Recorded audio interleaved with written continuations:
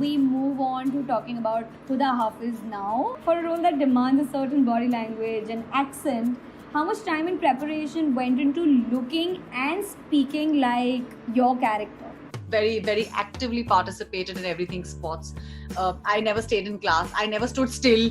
So there were lots of problems with me while growing up, I think, which kind of work in my favor now, because all the restlessness and everything has now been combined and is being used effectively into my profession. So definitely that skill set is something that I have inherently been born with, and I've always worked on myself. Coming to the diction part of it, yes, I'm playing an Arab agent. My name's Tamina Hamid in the film, and she is, although she's wearing a hijab, but she's still a badass cop. She is doing action, she's chasing, she's running, she's driving. So I did all sorts of things while I was shooting for the film. And I mean, when you look at a woman in a hijab, you wouldn't imagine her doing, you would imagine her being a little more demure, but I liked the fact that Farooq put me in a suit.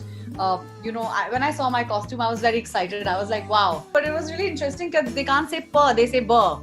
So every time I had to say like per, I had to say burr, but then they were like, no, let's just not like confuse the audience. Pata chala aap police ki jagah police puri picture mein bol rahi hain. So things like that. So there were lots of calls that we had to take very we had to be very careful and very cautious about how we are saying even the Hindi words, which the Arabs say in a certain way, but we have to say it because we're also doing a Hindi film. You understand that we're also catering to a Hindi audience.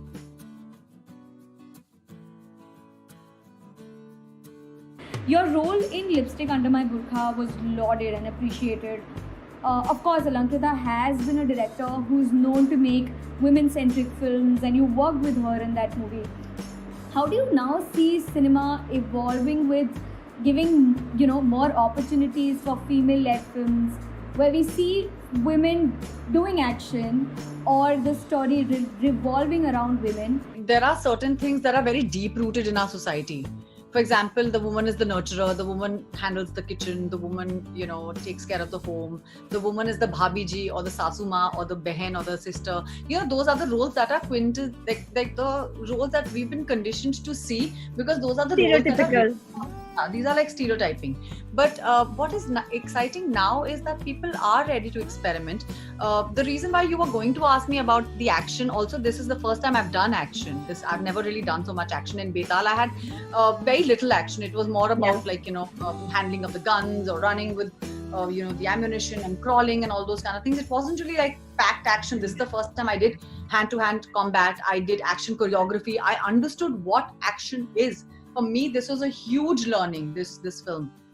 But yes, having said that, we don't write enough roles for women, which require them to do a lot of action. And I think somewhere it's starting to change, because I thoroughly enjoyed this process.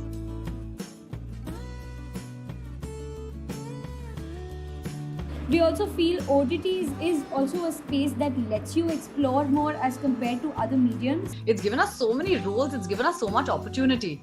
And I really, truly believe that it's, I owe a lot of my career to it, almost 80% of it.